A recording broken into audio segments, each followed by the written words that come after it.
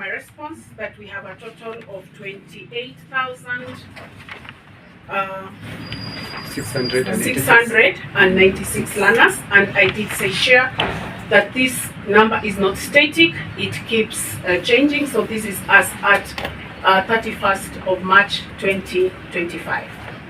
Madam Chair, I talked about PP1 and PP2. That's what I wanted. Okay.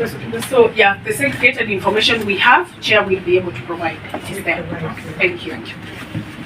Next is on the issue of the policy. I want to say that yes, Senator KISII Nyamira, I did work with you at the Gender Commission. I don't think quite anyone remember me. We did the Gender Commission framework with you.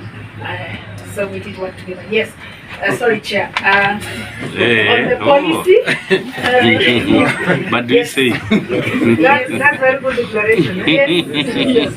We have the policy, Chair, and I want to also recognize the input that Mheshimiwa KISII Nyamira has given.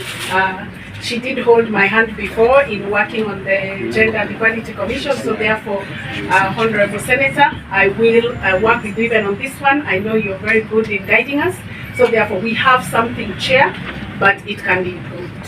Additional allocation funds being provided in the area of ECD, with the question will come later for TBC, in order for us to see how much you have put from your own equity